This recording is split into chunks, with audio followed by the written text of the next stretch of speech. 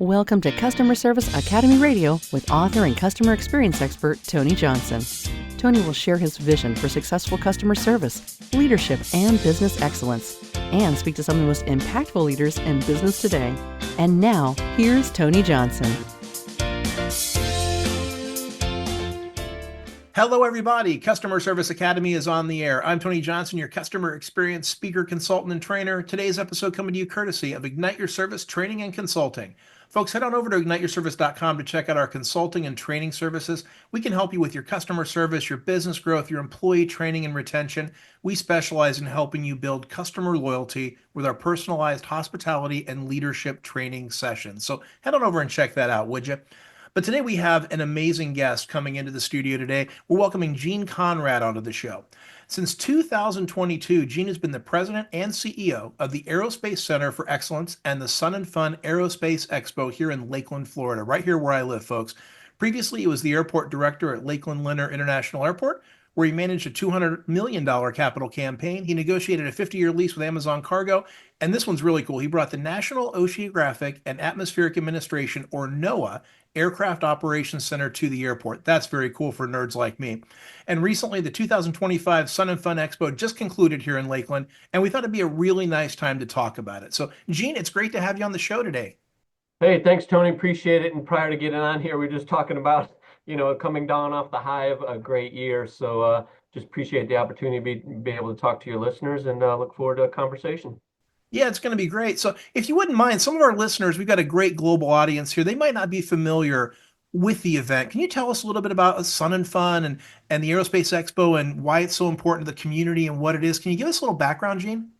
Yeah, well, the Sun and Fun Aerospace Expo, we just concluded our 51st annual fly-in here in Lakeland, Florida.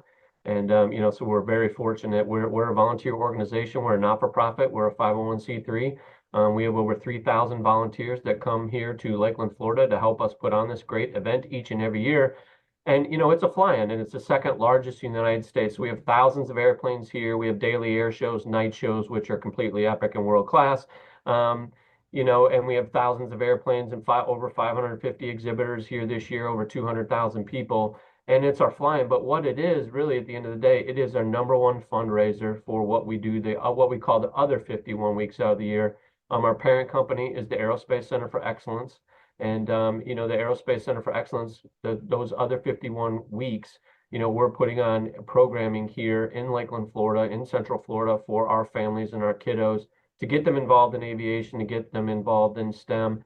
And, we have some world-class facilities here, too, in what we do year-round. So I know we'll dig into that a little bit. But, the flying is, again, critically important because it's funding the other 51 weeks, the rest of the year for us. So we're very fortunate. We had a great year this year, too. So we were just talking about it, too. It's hard to operate an event for 6 days and basically generate 80% of your revenue for your organization, in those 6 days. So it's stressful, a lot of anxiety. But again, we had a great year, great team, and great volunteers. And, it seems like every year you find new stuff to do there. I've gone for years. And some friends of the show, Lakeland Aircraft Maintenance and Globe Aero, some friends of the show and some clients of mine that I adore. It's so nice to go out and see how those folks interact with the show and all the tenants who are out there, as well as all the amazing visitors. But every year it seems like there's something super cool out there. Like the drone show is a fairly recent addition. And yeah, you've added in some retail stores and some new food vendors. But I'll tell you, the drone show, Gene, as a commercial drone pilot myself, that is an amazing show they put on. Yeah, so our night shows are world class. I'm very fortunate. We're very fortunate because I hired Dennis Dunbar, who's our executive director for air shows and attractions from EAA, the Experimental Aircraft Association. So AirVenture, the big flying. So we're number two, they're number one. I hired him several years ago to come here and run our air shows and attractions. And what we do with the night show, it is pretty epic. It's over 20 minutes of of everything choreographed to music, lasers, ground-based pyro, fireworks, aircraft flying in the fireworks. I mean, it's just an amazing event. I mean, now we're known, for these night shows, and we've got to keep raising the bar each and every year. So that, that's something we got to do. But, our night shows are great, but really to your point, the programming and the entertainment value of what we do. Because we're here for 6 days, we're operating for 6 days, and we're inviting people to stay here on our campus because we have people in RVs and tent camping in our big campground.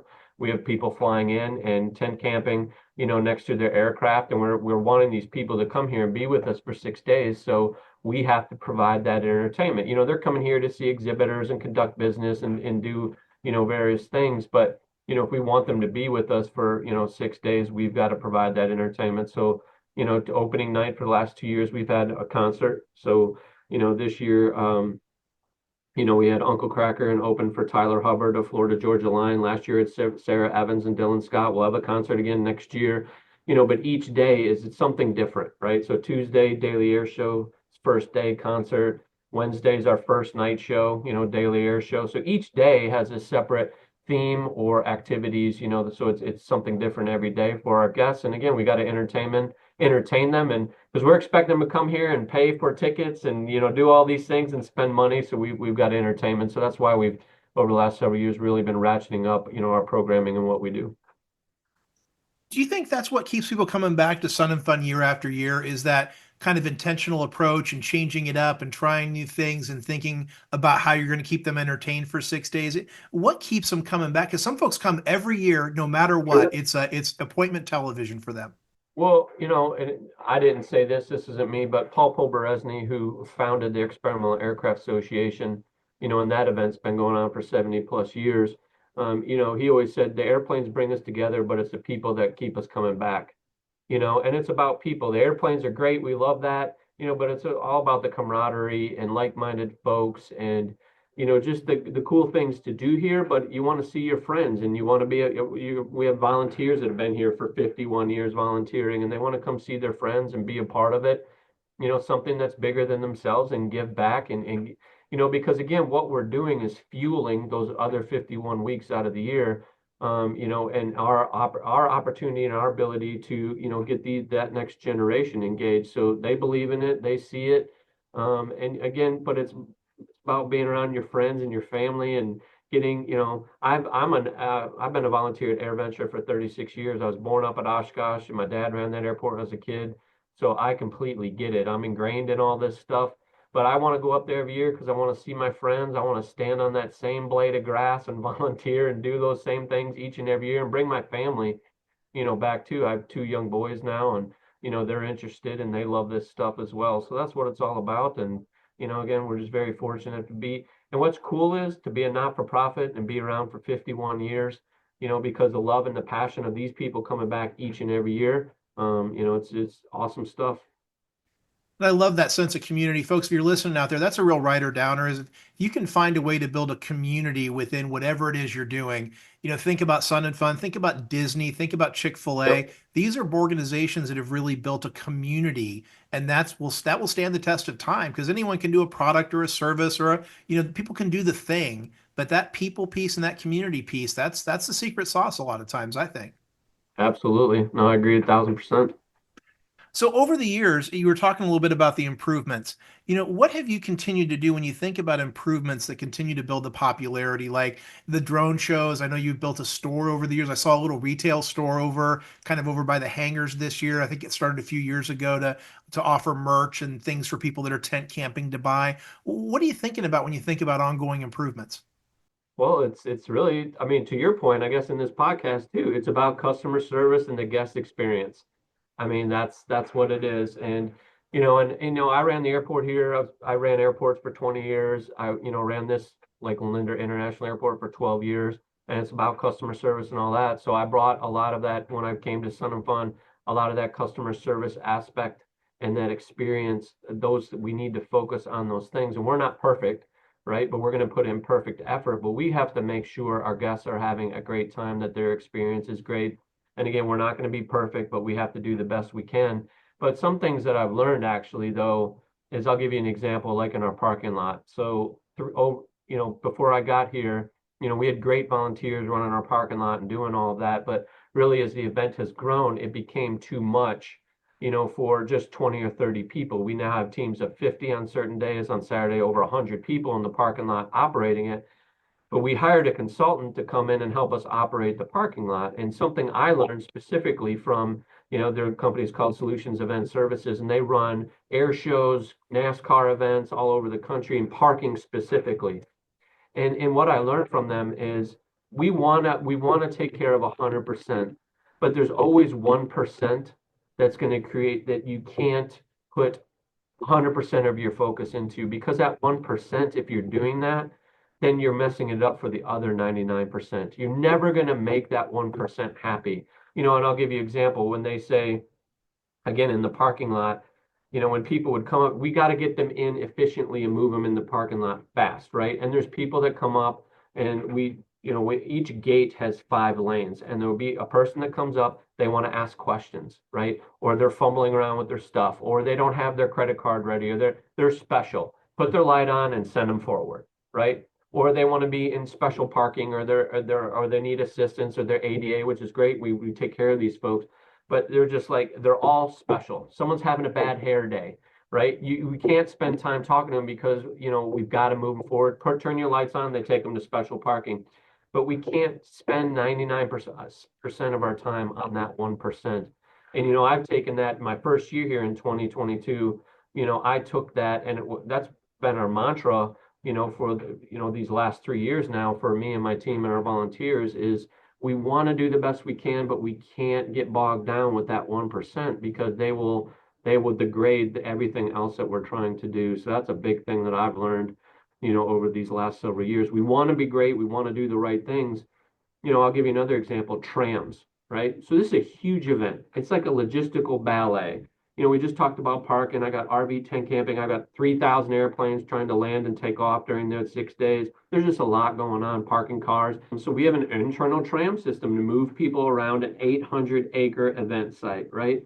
And I love my volunteers, don't get me wrong, but they're like, hey, we need to run this tram down here to pick up, and let's say it may be 20 people throughout the day, but that's far less than 1%. And they're my volunteers, and I want to take care of them. We rent over 450 golf carts, right? So there's plenty of golf carts to move people around.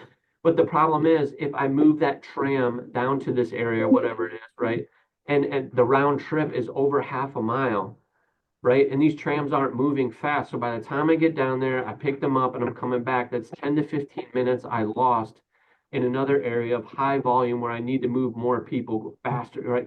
So those types of things, and again, we want to cater and take care of everybody, but we can't do it all. And that 1%, if there's something we can do, we'll try, but sometimes we've just got to move on, and it's unfortunate. They're going to complain, but it's affecting the rest of the operation. And folks, there's some rider downers in there too, if you think about it. And it's not about neglecting the 1%, as Gene said. It's about finding a way to get them out of the way, is a strong word, but getting them off to the side, even someplace where they can get that special attention that they need, and they don't gum up the works for the other 99%. So, if you can find a way to find that magic where you can take care of those that have a need, because there's always people with extra questions or need something, finding a way in your operation to look at the customer journey and how do you get them out of the main flow of things so you can still care for them, but also ensure that they don't gum up the works for everybody else. That's a great way to think about it, because every business has that exact same thing. Hotels, theme parks, restaurants, everybody has that 1% you talked about.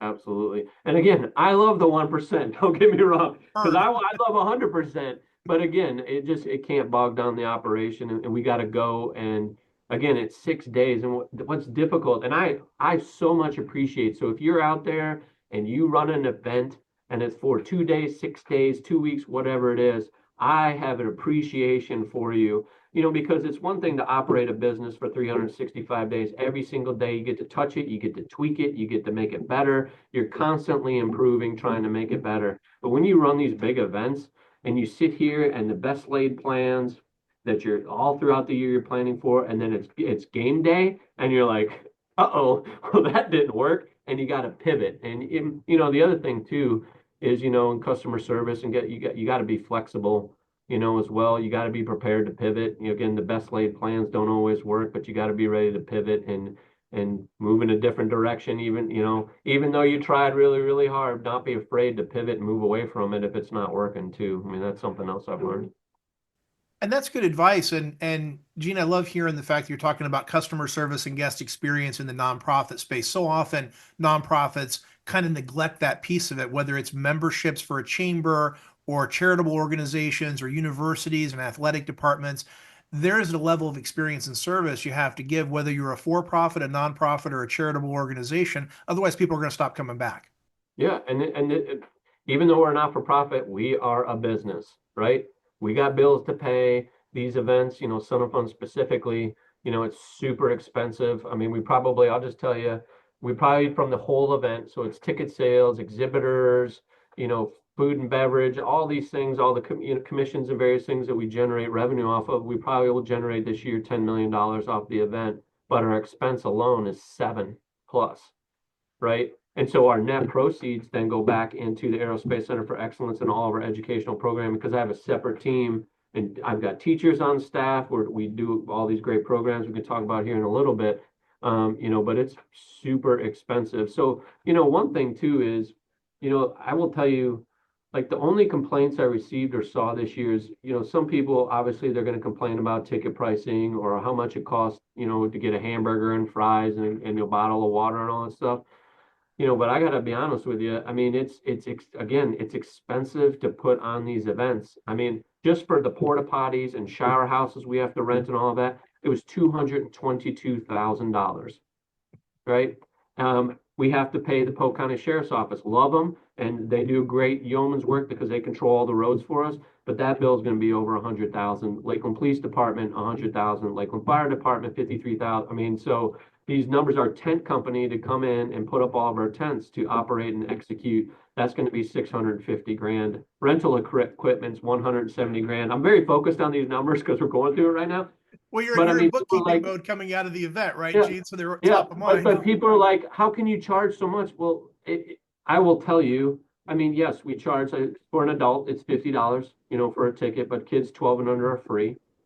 We have the Florida resident special. So if you buy Saturday, you can come back Sunday for free. So we have ways for you to save money and come to our event, which are far less. And I love Disney and I love Legoland and all these other places, but you're paying far less for a full day of entertainment here than you are there. But again, we have to generate revenue to pay all of these expenses. And what's also difficult, about running a big event is some of the expenses, and this is killing me. Like this is my third year now, and we're at the end, and we're 2 weeks after. But some of the expenses, it's hard to control because things are happening to you, and you want to provide that great customer service and that great guest experience, but you're making decisions and you don't know what's happening to you till it's over, right? And here comes this bill, and you're like, what?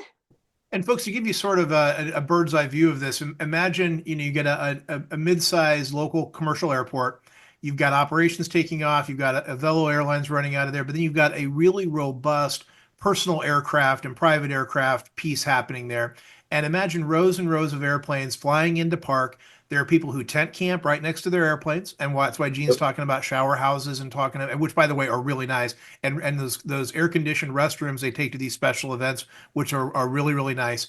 And then imagine people who maybe bring a pull behind camper. Some folks bring a full coach RV and stay the weekend there and everywhere in between. So you've got a lot of people staying on the airport property for a week, which doesn't happen every day of the year at this airport, but for 6 or 7 days, it's happening during this fly-in. And that's why there's all of these logistical pieces that Gene's talking to us Yeah, about. and you mentioned it too, all the amenities and like, our stores. So we have two country stores. There's one in the campground for the RV tent campers, and then we have the island store, which is out for all the aircraft tent campers and people coming and going. And we're buying prior to the event pillows and sleeping bags and all these amenities that you would think they're going to bring, some forget, so we're selling our first year when we put the island store out to the east, 3 years ago, actually. We bought maybe 5 tents, 5 sleeping bags. We had to replenish it 4 or 5 times, right?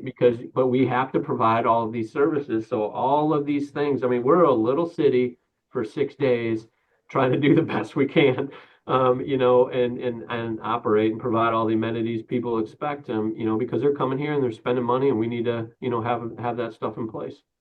And I do think that's a great piece. And folks, what we're talking about here is basically they put up a tent, and inside of it they build a little mini convenience store. So you can buy Yep. everything from coffee to snacks to t-shirts to tents to all kinds of different things in there. Stuff you might need if you were tent camping or in an RV and you forgot some stuff.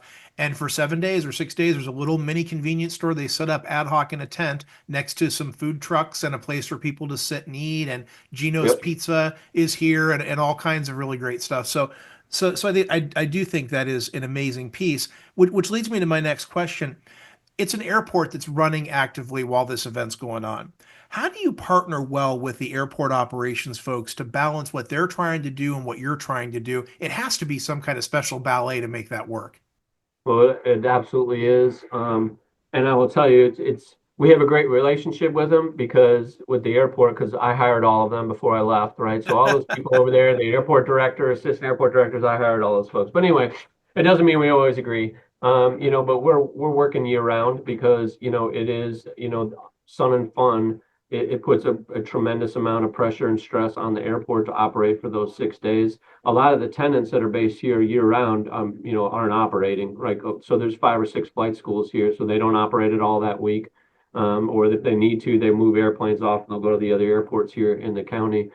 But with, again, commercial service with the Velo now, with Amazon Air, for example, the tower here, it's a federal contract tower, right? So there's a private company that the FAA pays to operate this tower here at Lakeland 24/7, 365, But during the event, the FAA comes and takes the tower over and they bring 62 people and 62, 65, whatever the number is, to operate the tower, and to operate all the aircraft movements here during our 6 days because there's a lot of aircraft coming and going in a very, very condensed period of time. So, like, for example, the FAA handled 5,000 operations, here at the airport during those 7 days, because actually are here operating Monday before we start. But that's also in a 6 hour span each day. So if you take those 5,000 operations, you divide it by 7, that's a lot of operations in a 7 day span, right? In 6 hours each day that they actually have to operate. The rest of the time, the federal contract tower company comes back in and operates. But when we're NOTAMed period where the FAA is in control from basically 8 in the morning till 1, we shut down for the air show from 1 to 5, then we open back up for a 2 hour period to 7, and then we're closed. That's all we got. That's all we're operating. So it's a lot of aircraft operations happening in a very condensed period of time. But to coordinate all of that, we have Paradise City, so we have a separate grass strip. We have showcase flybys. We have different patterns for like helicopters, for example, when they're coming, they have their own pattern. It's again a logistical ballet just in the air. So obviously all these things are happening in the ground, right? But just in the air, what's happening, it's a ballet. It's coordination year round. A lot of communication. That we had some hiccups this year with the airport, not their fault, our fault. But next year, I was just writing some debrief notes before we got on here. And we're going to be getting with the airport anywhere from 2 months to a month and a half out. So we're going to go through our run of show, right? So for the air show each day, what's happening, night shows, because there's a lot of coordination, obviously, with all of this stuff that has to occur. Again, with commercial operations being here with Amazon Air, making sure they can push flights outside of various busy periods or during the air show and all that. But again, a lot of coordination and a lot of work. And, I will knock on wood, I'm superstitious, but, a safe year too, with all of this going on, we have to be safe, right? With all these things, all these elements moving around, being safe, is our number one goal. And we were safe again this year. So kudos to my team and our volunteers, because it's a lot of work. Well, and it always starts there, right? If you can't be safe, I've done a lot of work with restaurants and travel and leisure over the years, and a lot with large airports, and that is always the first thing, right? If you can't keep your customers safe, whether in the air or on the ground, not much else matters, right? Yep. If you don't start there. Absolutely. That's what I tell my folks. I mean, no hits, no runs, no errors. We got out of here safe. We won. So regardless, and I know we talked about a lot about revenue and all the expenses and all that stuff, but at the end of the day, number one is we were safe, and that's what matters the most. And I bet those debrief meetings, you were talking about notes and stuff. I bet those debrief meetings you have in the days following the event are probably very powerful communication tools, both with your team and with the airport to start planning for next year, which probably starts now. Yeah, and we're doing that in all my various groups, and we just had the airport debrief last week and all that. And I love debriefs, but if I could tell your listeners one thing about debriefs, debriefs don't mean a thing if you don't actually take anything actionable out of them and do something different. right? Because I've been in a gazillion debriefs and, whether when I was running the airports, when I was in airports or now here, if we're not going to get anything out of it, we're not going to take any actionable items and then actually execute it next year and be better. Like, oh, it just drives me nuts. So I'm very particular on debriefs. I don't want to sit in there because we could sit in there for hours and hours and hours and say all kinds of stuff, but what are the actionable items? What can we actually affect, change and do different to make it better? And if we're not coming out of there with anything, that was to me is a complete waste of time. So, but you got to come out of there with some actionable items, and you got to go back next year and execute on it too. If you don't, then it's a complete waste of time. I think the same thing about customer feedback, right? If you're going to take the time to do a survey, a lot of times in big companies, that information just ends up in a desk drawer and nobody does Yep. anything with it. And I always think to myself, what was the Hey, point of that? and we just had this conversation last week again, reference surveys. Like friends, we can do all the surveys you want, but are we actually asking the right questions? What do you actually want to know? I don't want to regurgitate what we did last year. What do you want to know? And I don't want to send them 15 to 20 questions because you lose everybody. Right. Like what are the five, 7 things that are really important that we really want to know, right? And be prepared, right, for what you're going to get. But what do we really want to know? What do we need to know from our exhibitors, from our guests, from our campers, from our aircraft folk? Like, what do you want to know from these folks? But also don't be scared about what you're actually going to hear and be prepared because you're asking. So be prepared for what's getting ready to come back too. So you have so many people working the event. You have lots of people, volunteers and folks that are on the team there. How do you keep them on the same page while you're taking care of all these guests? Because you got a lot of moving parts over 6 or 7 days. How do you keep everybody coordinated? It's hard. It's super hard. I over the last several years, we have a media facility, a media studio here. So we're doing a lot of YouTube stuff, talking to our volunteers year round, leading up to the event, keeping them, abreast of what's happening, latest updates on various things, allowing them to ask questions, right? So we're doing these YouTube things and on Facebook Lives and all of that stuff. But we'll go down, I'm preaching, we're saying all this stuff, but then we give them 15 minutes, ask questions or ask questions during the live shows that we're doing. We do in-person meetings. I'm bringing a lot of our chairman in this year to talk with them, to hear the good, the bad, the ugly, how can we be better, all that. But it is hard though, and for any organization, especially for like this event, when you have 3,000 volunteers, to get the message down to the people on the front line. I mean, it's hard, and you can try your best, but it's regardless of whether it's a not-for-profit and you're running a big event or it's a big company and you have 3,000 employees, it's hard to get the message across. As everybody's well aware, communication is the biggest thing, but that message changes too. So you're putting a message out, and then it starts trickling down, and you hope it makes it, and you hope it makes or something makes it to them. But I also worry about how that message has changed and has been, regurgitated in a different manner, than how you initially intended it to be. So that's always difficult. It's hard though, but I spend a lot of time during the event going and visiting with our volunteers in the different areas too, to allow them to ask me questions like, what do you want to know? Like, or what do you want to tell me that maybe I don't know? Right. And that's a big thing too, is I tell my folks, in some debriefs you've done over these last couple of weeks, you're like, if we could have done this, it would have been better. I was like, well, you have my cell phone number. I mean, text me. Like, I can't affect change if I don't know. Right. And communication goes both ways. It's coming from the top down and these come from the bottom up too. And if I don't know, I can't fix it, and they're like, well, we don't want to bother you. And I'm like, well, I appreciate that. But if you text me and I feel like it's something I need to deal with immediately, I'm going to address it. If I can wait, or maybe we'll address it next year, then, but at least give me the benefit of the doubt or the opportunity to, like I can make a quick fix on a lot of this stuff, but if I don't know, I can't do it. So it really works both ways too. I think that's a great point because so often with big organizations, if you can't hear the frontline teams, because they're the closest to your guests, or in this case, your fly-in visitors and those folks, they're closer to everybody, right? They're the face of Sun and Fun. And if Yep. you can't get them to share back, you miss out on a lot of learning potentially. Absolutely. And I'll give you another just customer service example. I follow, I've I'm going to be 50 in October, so I've been around Facebook and Instagram and social media and all that stuff for a long time now. And so but I watch it all. I watch our stuff and I'll respond to things a lot of times, but I'm out there watching not to combat, or be rude to people or say, well, you don't know what like that's not the goal. I watch it because I need to know what's happening and what people are saying.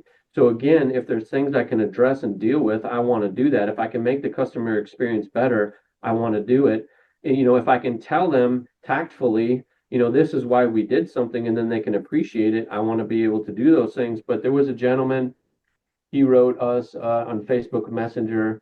Unfortunately, he had a bad experience on Sunday, the last day of our event. He had bought a weekly ticket and he brought his daughter here from, I believe it was Maine, and they were coming back for the last day. And I don't know how many days they were here specifically, but they were coming back and he had lost his weekly wristband, right? So he comes up to our ticket counter and, unfortunately, and I don't blame anybody for this. I mean, my volunteer, whoever's working the desk at the time, is trying to do the right thing, but he lost it and they didn't let him in because he didn't have his wristband. He tried to explain it to them, but unfortunately, and it's my fault. It's my team's fault because we need to do a better job of empowering our volunteers because they could have gone in the computer. We know who's bought what tickets. We could have take it to a supervisor, take that extra step, that extra time to help this person because we could have done it, but we turned him away. But I saw his Facebook Messenger post. Those types of things upset me. And I'm not mad at anybody, right? But I'm just like, oh, we could have done better. And I Right. reached out to him and said, hey, it's on me next year if you come back. We made a mistake, but it doesn't cost me anything to do that. It costs me to do nothing and not pay attention to it, right?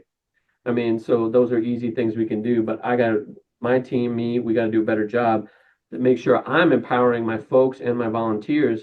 If you need to make those decisions, just make it. I don't know if I forget the guy's name. Our mantra over the last couple of years too has been give him the pickle. I don't know if you've ever seen that customer service video Absolutely. about give him the Absolutely. pickle. Just give him the pickle.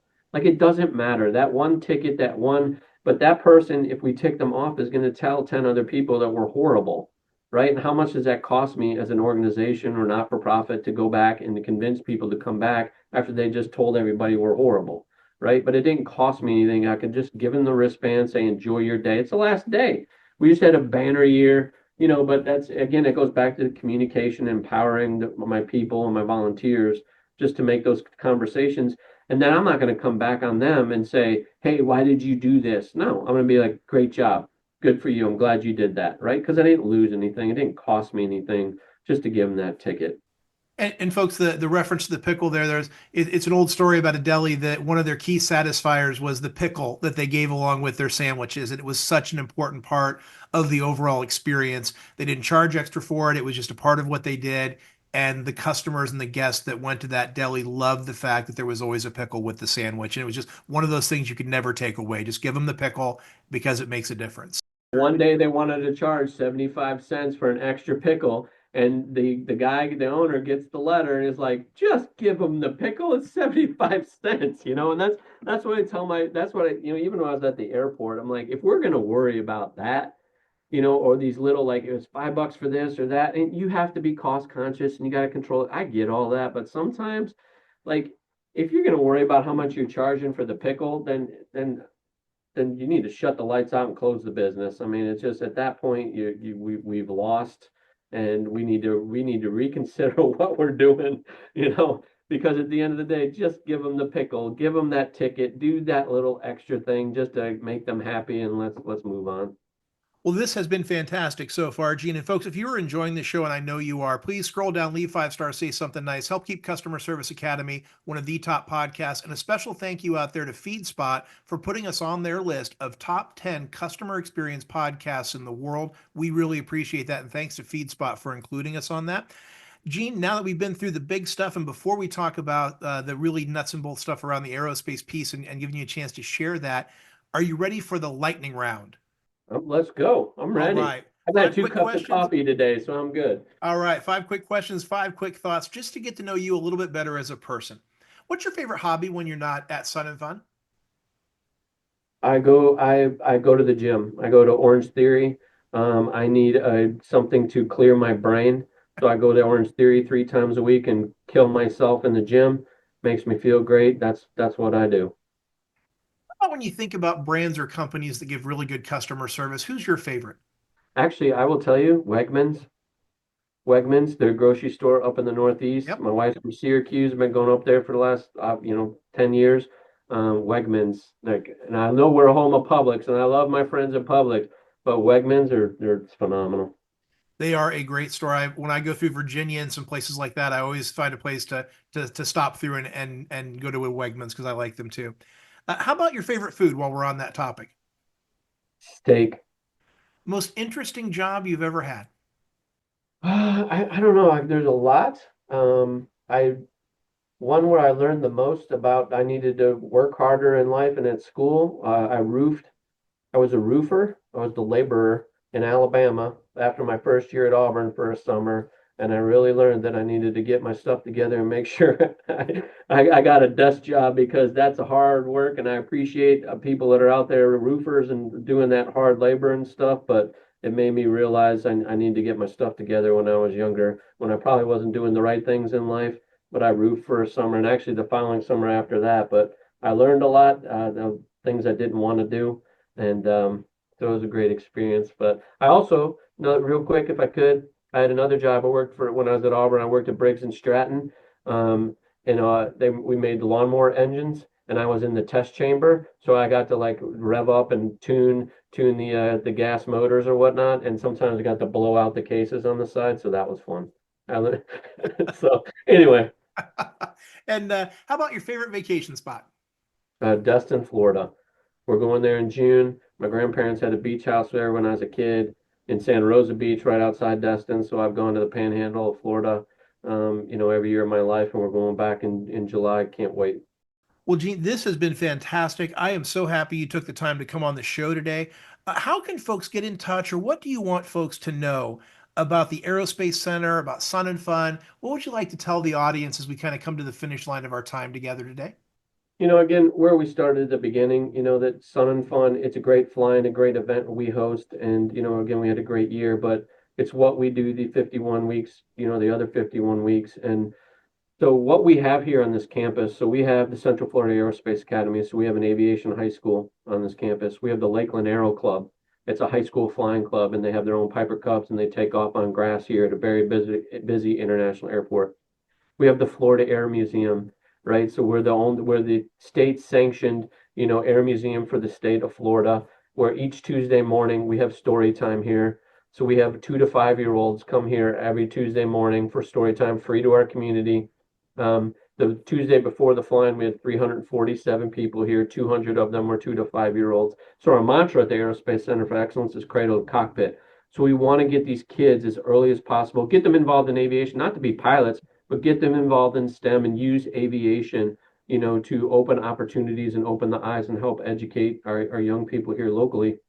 We have the Skylab Innovation Center that's attached to the Florida Air Museum, where this year alone we're bringing 4,000 fifth, sixth, seventh, and eighth graders through Skylab Innovation Center for our purpose-built STEM field trips, for our youth here. And we're busing all these kids in. We're paying to bus all these kids in here, these over 4,000 from across our county, which it's the fourth largest in the state, and it's as big as Rhode Island. So it's a lot, and to bus all these kids in.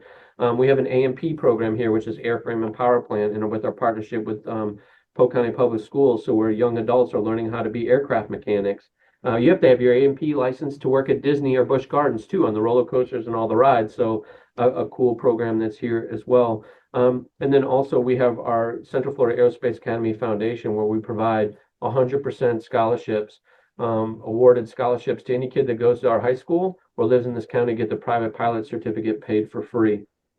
And that costs anywhere from $10,000 to $12,000. So we have anywhere from 40 to 50 kids in the pipeline right now working to get the private pilot certificate. We have almost 200 that have received it now through our program. And also at the end of the year through our foundation, we give away over $100,000 in scholarships to our graduating seniors to go to tech school, to go to college, university, wherever it is they're going as well. So we're just very fortunate. We have summer camps here as well. We have 13 summer camps. I think we're almost full. So if you hear this, sorry, we're probably full at this point. So look at us for next year. but 13 summer camps, and we do various events throughout the year, wings and things. Florida Air Museum, Kids Day is coming up, free events that we host.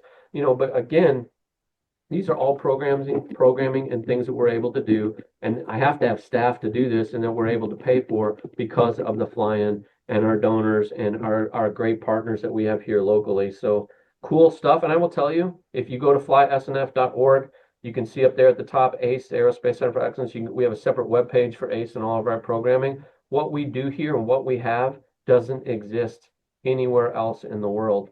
To have an aviation high school flying club, A&P school here, Skylab Innovation, Florida Air Museum, our program, it does not exist anywhere else in the world. And we're super fortunate because of 51 years of doing the fly-in, our volunteers and all the dedication and love and passion they put into our organization each and every year. Well, that is fantastic.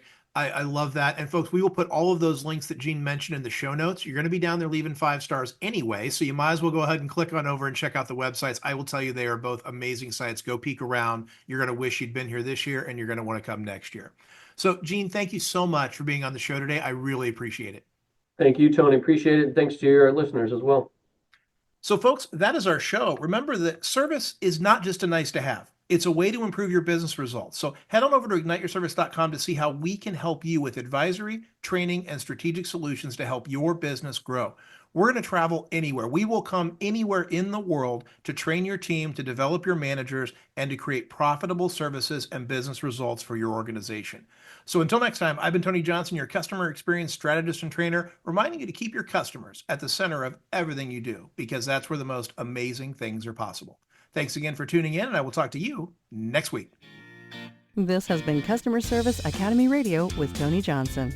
Tony is available to speak at your event, meeting, or workshop. Have a powerful customer-focused day.